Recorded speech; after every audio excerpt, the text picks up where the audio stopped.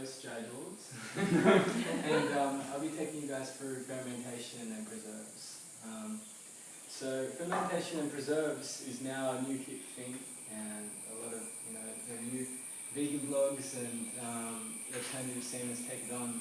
Ancient cultures have been using it as a method of preservation for hundreds, if not thousands of years. Because they didn't have fridges back then.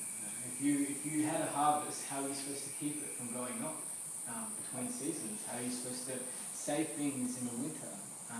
They used these methods to preserve the food, so they actually had a continual abundant supply of food well out of the season that it naturally would grow. And that was the reason, or one of the reasons why humanity was able to go and flourish and explore into far-off reaches, tundra of the Russian savanna, into the deserts of the Mojave, was because of these fermentation methods. Fermentation is just much more than just a means to preserve food. It also has a lot of positive effects, and what we're actually currently understanding about soil microbiology is now applying to gut microbiology as well. So within every ferment, they have a thing called probiotics, or beneficial microorganisms. And these beneficial microorganisms, they're what actually preserve the food. But for us, when we consume these beneficial microbes, they actually break down the food for us. And they aid in the digestive process. And they actually have certain enzymes, which are these their parts which break down food, which access and unleash nutrients that we can't ourselves through our own enzymes. We have enzymes in our gut already, and they break down the food for us. But these microbes, these beneficial microbes, these probiotics in yogurts, in kefirs, in kombuchas, they break down more nutrients than we can actually do, and they exist in our stomach and in our gut lining.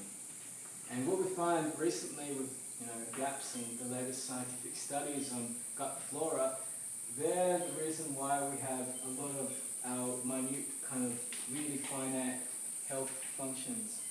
But we now find that gut flora is linked to the breakdown of micronutrients needed to produce hormones in the brain for proper brain function and health. So if you don't have these microbes, if they've been disrupted through severe illness or through antibiotics, which recently doctors have been giving out, like sugar pills, it can actually have a lot of detrimental effect to even to your mental mind. It shows how connected you are as a whole organism, that one part of yourself is thrown off, it can affect your whole being. So what we found is that people that suffer from, had extensive antibiotic treatments have higher rates of depression, bipolar disorder, and psychological disorders, because they don't have those good organisms to break down their food into the micronutrients needed for your brain to produce those hormones and have healthy balance in your brain. Not only that, when it comes to skin health and a lot of other things too, those micronutrients are needed. Not as much as the basic nutrients that your body can produce itself, but it just shows how important these microorganisms are for our daily and long-term health, and that if our system has been disrupted, this is what the ferments do. They bring back those good organisms into your being. And the more organisms, or more of these beneficial organisms that you have, the more potential nutrients that you can access through your food. The stronger your gut is too, these beneficial organisms, just like they do in soil, I'm a gardener, permaculturist by trade, they actually assist in defending you against parasitic organisms that come into your system. Because they have a good thing. Your body hosts these organisms. You guys have, you're the Gaia of their life, They exist because you allow them to exist and you give them a home inside your stomach. So when these parasitic organisms come to invade your body, they're like, hey, get lost. Me and this human have a good thing going on. And they're like, oh, well, I'll go you. So there's a reason. There's a reason, and really after doing the GAPS diet and going into the heavy extreme end of probiotics and trying to get as much diversity into my diet as possible, I found that I just now have an iron stomach. You know, I would go to a really bad Indian joint, and next day all my friends are vomiting, and I'm eating leftovers from last night, going, oh, what's the problem? I don't understand. And I've gone overseas too, and I haven't experienced, you know, the malady or in the South American equivalent as well, because I have good gut microbes, and they defend against bad guys. So it's kind of like a homeopathic, you know, alternative to vaccinations as well. So what I'll be taking you through is the different types of ferments that you can create. But you know, a lot of people do teach this as well, but what I found with a lot of other courses is very boring. This is just the basics. If you learn how to ferment the different things, the sugar confitas, the pashas, you can apply the kimchis, you can apply those basic principles, and then you can go the extreme and be crazy like I am into not just creating, you know, ferments, but tasty ferments that are actually better. They taste great and they're beneficial for you. Because it's not just enough to eat healthy food, it has to be tasty as well. I said it so many times, it's not just enough to grow your own veggies, you need to know how to use those veggies, or you're just growing them for nothing, because you don't know how to utilize them. So it's about applying this knowledge and making it delicious. And then you get more people involved too.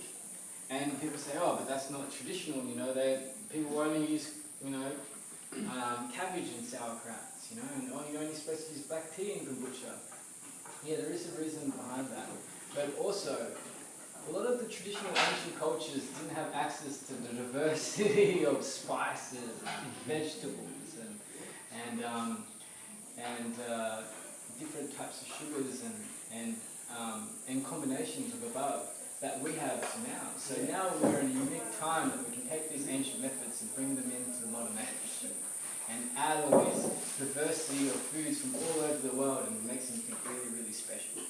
And that's what I want to show you today. There's a reason why people use cabbage, and if you understand why they use cabbage, then you know why you can only add certain ingredients, or you need something from the equivalent of cabbage, or you need something from the equivalent of black tea for kombucha.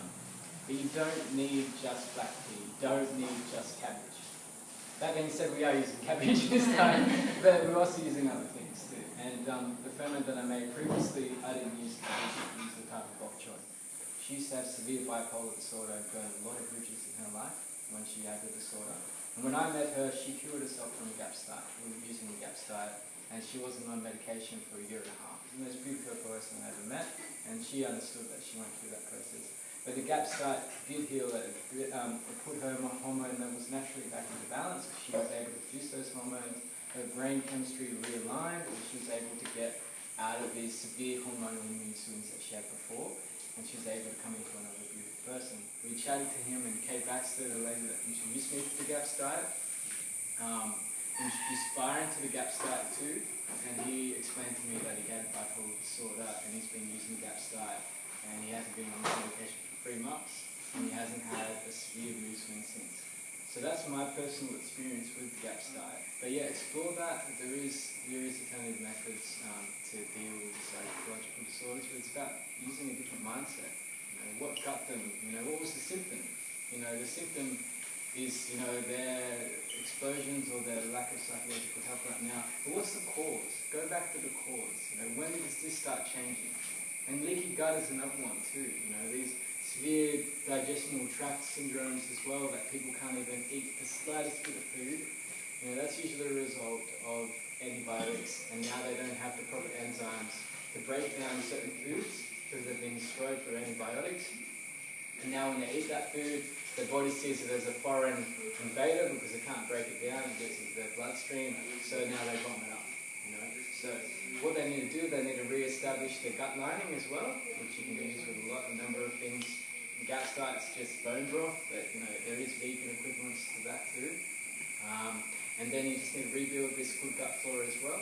And then I've seen people recover from leaky gut and severe cases of gastrointestinal problems as well, using ferments and probiotics. So that's the benefits of probiotics. But the biggest benefit I have is just they taste great. You know, if you know how to use them properly, you know, it's really good. So the plan is today, give you an introduction of probiotics, like we just did. That's step 1 done. Step 2 will be going through these different probiotics, depending on what you guys set most eager to go. Depends on the list, but we're going to be making kimchi as a group. We're going to be chopping up the vegetables, mashing it up, and doing that as a group, and making a big batch, which you can all take home. Did everyone bring their jars? Yeah? I got some jars. Got some going on. So we can take home some of that. And then we're doing the black tea, coffee. But yeah, and the coffee is just, it's not my most favourite actually kombucha, to be honest. I'm not much of a coffee drinker. But it was just to show you that you don't have to be limited by teas. There's actually anything with tannins you can turn into kombucha. So just showing you how far you can take it. And so yeah, coffee kombucha is delicious. But my favourite is actually Dandy Burdock Chai kombucha, which I made a batch as well of that, so you can try these different flavours as well. We'll be making kombucha. I have some kombucha for you guys to take home if you feel that. We're a bit low on kefir grains actually, so if anyone wants to share those, but we can I can give you sourdough as well. And then we'll be doing the kombucha, the kimchi kraut, sprouted kraut, and then we'll be doing the pesto, and at the end we'll do sugar kefir as well. I'll show you guys how to do that. And then if there's some more time, we'll make some tempeh, or I can do a tempeh here if you guys like that. And then at the end of it, I've made all these things, the finished results now. They're starting cooking now, and we're going to make you can smell it. So we're going to be having a picnic at the park and down the road, and we'll just be tasting all these different the different kefirs and kombuchas that I've made. We'll be making a tabashik as well. I knew I forgot one. I was going through my brain. Tabashik is something that I came across in Peru. The only difference is I don't have purple corn, but it's just as good without purple corn. And it's just a fermented pineapple drink. And I'm showing you what you can make out of just fruit as well. You can make fruit ferments. And we have a bottle of that, and we'll have some pesto, and we'll have some tempeh, and maybe and then we'll go down and we'll eat that at the park together, and we'll have a chat about our own ferment creations or ideas and inspirations after this course of where you're going to take it and how extreme and far. Yeah, you can go. That being said, I'll show you that it's about going extreme and extremely far, but it's like any invention. Sometimes they try, fail, sometimes they go well. It's all part of the journey, and it's always about having a backup.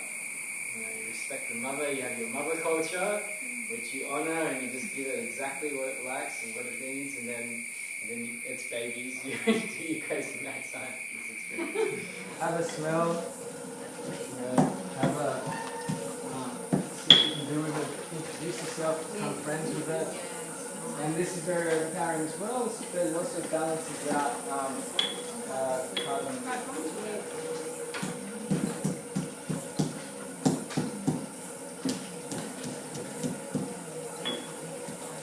Star anise. And then you need to get some clove.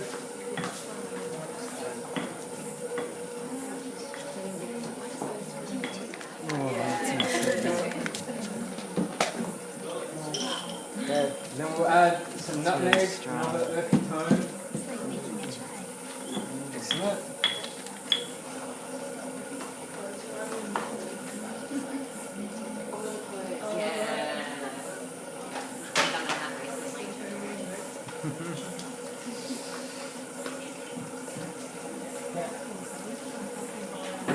As much room as possible, but not too much room that it turns into a mush.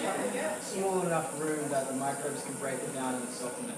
You have your ingredients in your kimchi or your sauerkraut that are smaller than that piece. Sometimes if they're not really firm, if they're not like peas, if they're like sprouts, then they start going to mush, so you want to keep them whole.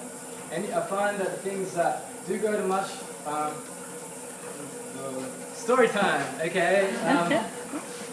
So when I was in Cedar Bay, which is this forest out north. It's tropical paradise. I'll keep you further.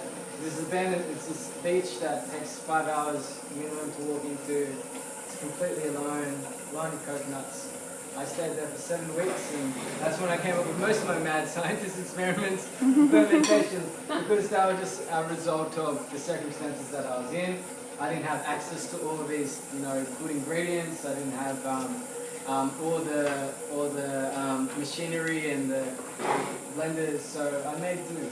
And this kimchi that we'll be making is actually a recipe that is based on the recipe that I had in Cedar Bay, which was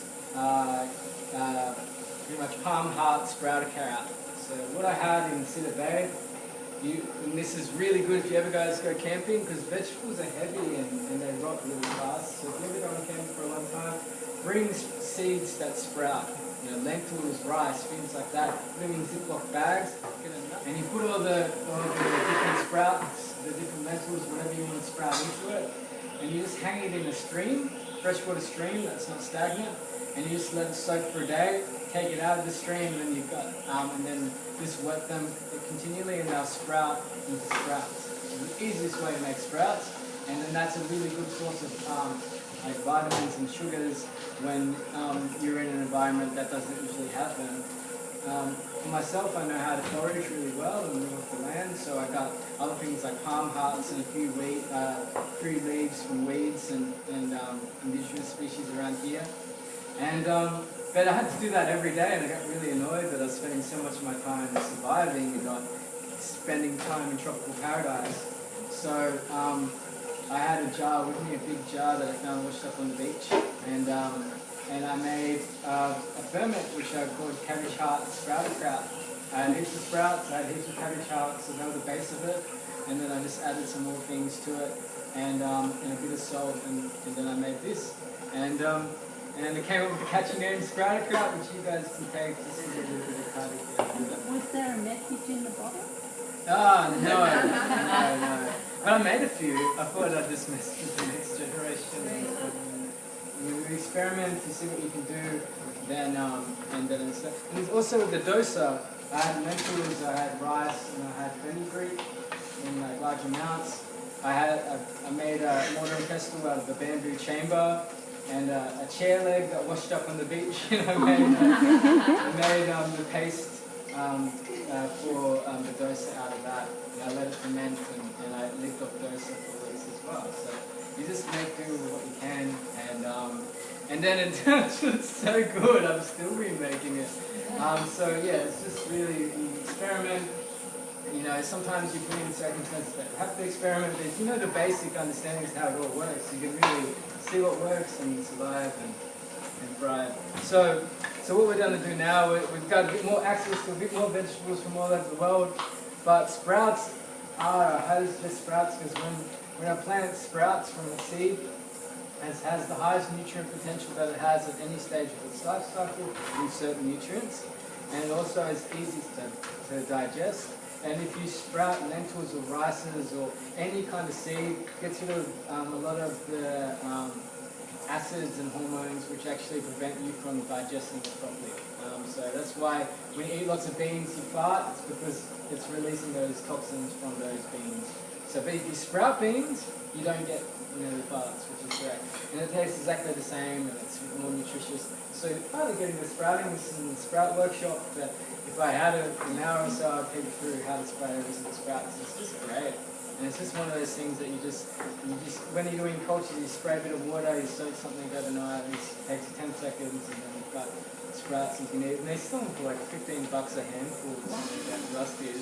And it's like 30 cents for like a handful of seeds, it's just wild. Cabbage here. There's no organic cabbage that's in season, so we're using a local bok choy from Real Foods. I work with Real Foods. I pick up vegetables from the farmers. They're good farmers. They're local. They're doing good work. They do it organically. We work closely with them, and they give them a fair price. So we got a lot of these ingredients from them. But there's other filler things like this cabbage that we needed just to get the sheer numbers. Unless these have the good culture, these have the good organisms on their leaves. that kickstart the process of fermentation. If you don't have organic kind of leafy greens, then you won't be able to make a good kimchi or sauerkraut unless you add or buy a culture from the store, which I think is ridiculous. This is known as bioorganic vegetable, you know. And they're like, oh, the only way to make sauerkraut was on the package. And the same with kefir, they give you the milk kefir grains, and they're just making money from you. And same with yeast too. When you find out there's yeast in the air, you never buy yeast again, you know. That's crazy. So yeah, just going to be chopping these up. 4 times. So yeah, just chop these up into fairly units. They're just going to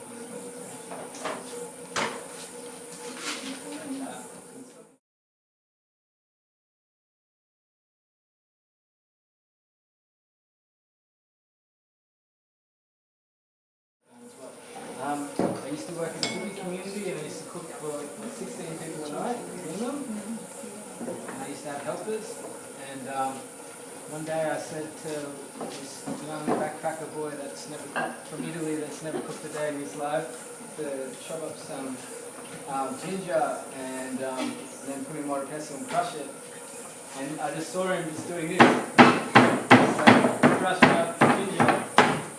And then I said, no, you're meant to do it like that. And look, and it's crushed up. You don't chop it at all. It's like, and I just like, oh, I've spent so much time over the years, you know, like space. The thing about kimchi is it doesn't just have to be vegetables, it can be spices as well. You can experiment, you can go nuts on it.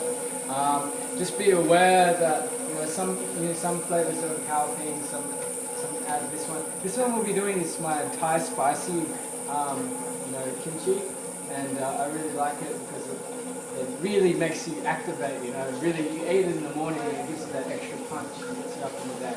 So I usually take it in the morning or in the late afternoon when I'm feeling a bit low, and it just activates that. It's really good probiotic. I just found that it stimulates my immune system, and it is my medicine. This food is my medicine. This is like really good medicine, and it's really delicious too. And I fed it to my Korean friends, and they're just like, if you ever know Koreans, they love their kimchi, and they're like, wow, this is great. So,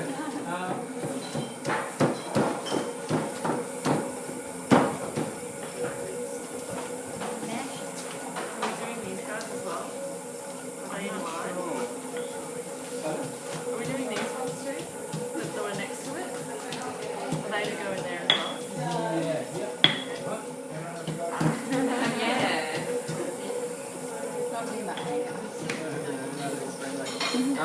After a week, even if you have it in the fridge, it starts getting too sour, I found, or a week and a half. And you have to have it refrigerated all the time. If you add salt, you can have it for months, stored underneath its juices in jars, in a shady kind of semi-warm, but not too warm, not a windowsill environment, more like a closet environment, for as long as you want. So is it best to use the Himalayan salt, or is that? This is Celtic salt, which is just has the same mineral content as Himalayan. It doesn't have much iron and a few others, but I find it's just not a mined resource, and a lot of Himalayan salts really taking advantage of like corn and eggs. So this is just from France, and it's really good. Salts. My family was just like, salt's the devil, the devil. And I was working, exactly. And I was working at the permaculture research institute, and I was a nursing manager. I always get these cramps, and we had a new lot of students that came, and I was like, oh, my legs are sore, it's all cramping up, it always does that. And there was 3 naturopaths in their class, and then they just diagnosed me, and they just programmed me down, they took down. They just couldn't work out. I was eating bio-intensive vegetables from the garden. I was doing everything possible that you can eat all these ferments. But I just had kind of noticed, like, why? And then one of them asked, like, do you eat salt? And I said, no, salt's really bad. It's my grandparents, my grandmother and stuff. And they said, no, there's good salts and there's bad salts. And you're low in magnesium because you're not getting good salts in crustacean. It's not a flavour. It really doesn't give you a flavour. It's But that's why I like habaneros, because they got their own flavour. If you ever come across and you like to grow your food, scorpiano chilies, delicious, spicy, they taste like the best habanero you ever had. You only need a quarter of one, and they grow really vigorous in your body. They grow about this big and they have like this thing that looks like a skin tail.